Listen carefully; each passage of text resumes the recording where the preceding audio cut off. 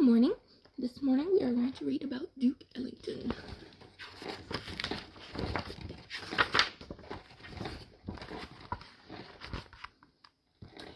You ever heard of the jazz-playing man, the man with the cats who could swing with his band?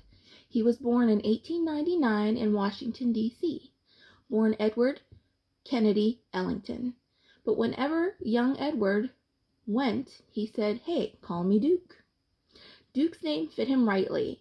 He was a smooth-talking, slick-stepping, piano-playing kid, but his piano playing wasn't always as breezy as his stride. When Duke's mother, Daisy, and his father, J.E., enrolled him in piano lessons, Duke didn't want to go. Baseball was Duke's idea of fun, but his parents had other notions for their child. Duke had to start with his piano basics, his finger playing, and tried the same tired tune. 1 and a 2 and a 1 and a 2. Daisy and J.E. made Duke practice day after day. To Duke, 1 and a 2 wasn't music. He called it an Humpty-Dumpty sound that was headed nowhere worth following. He quit his lessons and kissed the piano goodbye.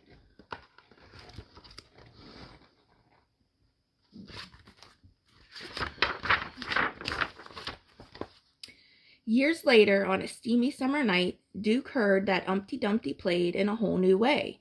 Folks called the music ragtime, piano that turned Humpty Dumpty into a soul-rousing romp.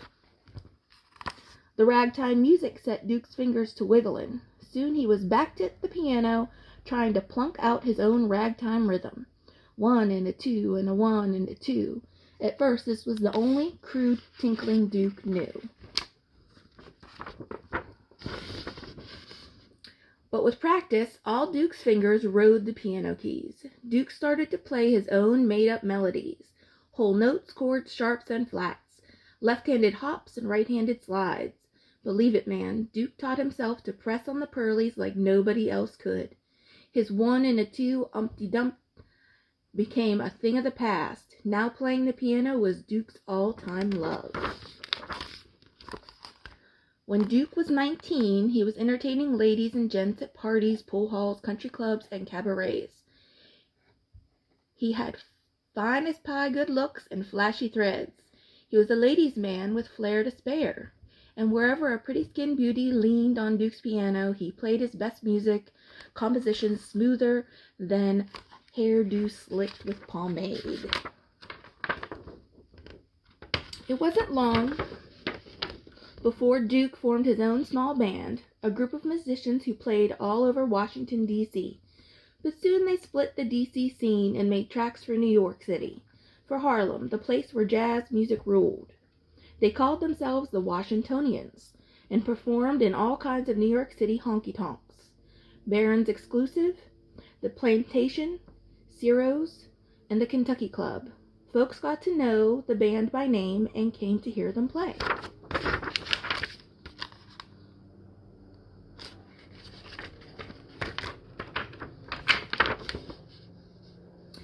Then, on an autumn day in 1927, Lady Luck smiled pretty on the Washingtonians. They were asked to play at the Cotton Club, Harlem's swankiest hangout, a big-time night spot. The Cotton Club became a regular gig for Duke and his band. They grew to 12 musicians and changed their name to Duke Ellington and his orchestra. Night after night, they played their music, which was broadcast live all over the radio.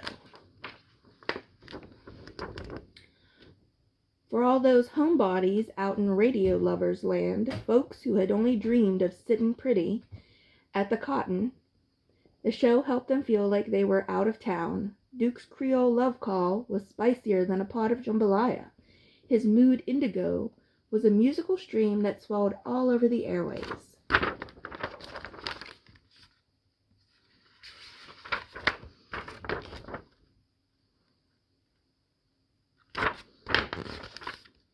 Sometimes the orchestra performed their tunes straight up, but other nights, when the joint started to jump, Duke told his band to play whatever came to mind, to improvise their souls, to make the music fly, and they did. Each instrument raised its own voice. One by one, each cat took the floor and wiped it clean with his own special way of playing. Sonny Greer pounded out the bang. of a jump rope feat on the street with his snare drum, a subway beat on his bass drum, a sassy ride on his cymbal. Sonny's percussion was a smooth and steady, sometimes only his drumsticks made the music, crackling out the rattly beat of the wood slapping wood.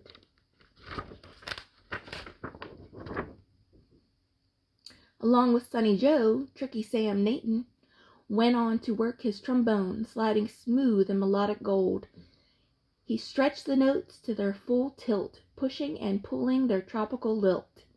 When Tricky Sam was through, he'd nod to Otto. Toby Hardwick, your turn, he'd say. Take the floor, Daddy-O.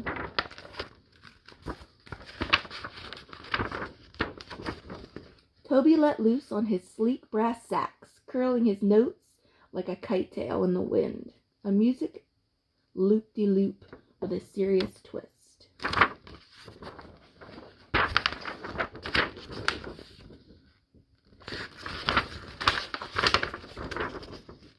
Last came James Bubber Miley, one-of-a-kind horn player. He could make his trumpet wail like the man whose blues were deeper than the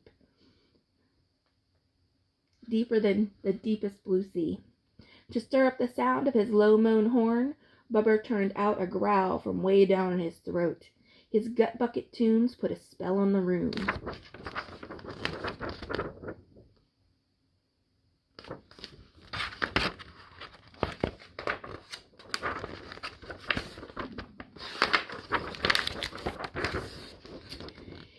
Yeah, those souls were kicking hot buttered bop and lots of sassy cool tunes. When the band did their thing, the Cotton Club performers danced the Black Bottom, the Fishtail, and the Susie Q.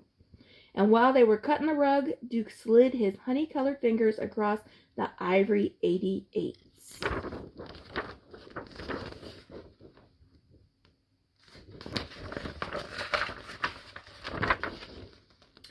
The word on Duke and his band spread from New York to Macon to Kalamazoo, and on to the sunshiny Hollywood Hills. The whole country soon swung to Duke's beat. Once folks got a taste of Duke's soul-sweet music, they hurried to the record store asking, "You got the Duke? Slide me some King of the Keys, please. Gonna play me that Piano Prince and his band."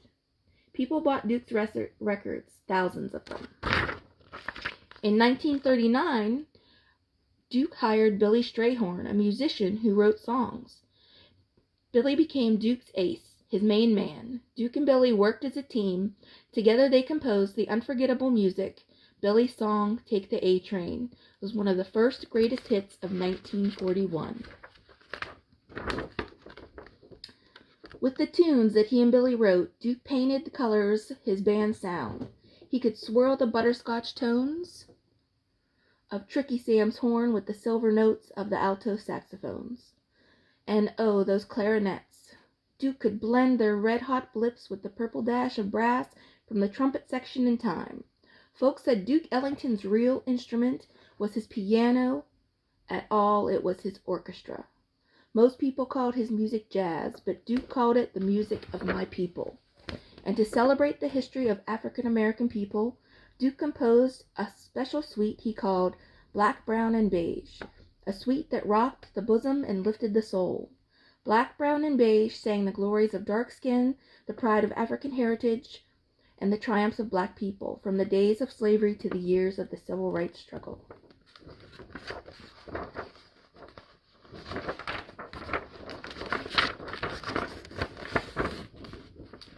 Duke introduced Black, Brown, and Beige to New York's Carnegie Hall, a symphony hall so grand that even the seats were velvet. Few African Americans had played at Carnegie Hall before Duke, his orchestra performed on January 23, 1943. Outside, the winter wind was cold and slapping, but inside, Carnegie Hall was sizzling with applause. Duke had become a master maestro. Because of Duke's genius, his orchestra now had a musical mix like no other. Now you've heard of the jazz-playing man, the man with the cats who could swing with the band, the King of Keys, Piano Prince, Edward Kennedy Ellington, the Duke. Edward Kennedy Duke Ellington, born April 29, 1899, was a forerunner in the evolution of jazz. He composed and plays swing music, one of the best-loved jazz forms to grace the American music scene. The roots of jazz encompass several types of music: blues, ragtime, folk music, and marches, that originated from the musical traditions of African American people. Since its birth in the early 20th century, jazz has grown to include many styles that remain popular today. In 1927, Duke Ellington and his orchestra began a highly successful engagement at Harlem's renowned Cotton Club, a run that lasted 5 years. By the early 1930s, Duke began to produce complex original arrangements that resembled the music of classical orchestras, yet were still popular among all kinds of music lovers.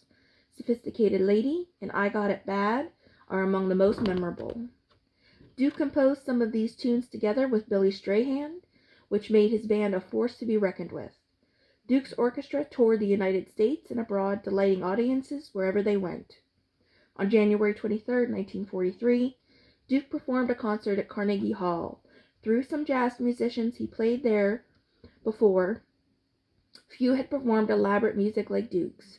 Duke wrote Black, Brown, and Beige especially for the event. This composition showed the world that Duke Ellington was an accomplished composer, a symphonic master whose music had come to be regarded as beyond category. During the more than 50 years of his celebrated career, Duke wrote and composed at least 1,000 compositions. Some say as many as 5,000, including ballet and film scores. More than 800 musicians appeared with his orchestra during its years on the road. Duke Ellington died on May 24, 1974.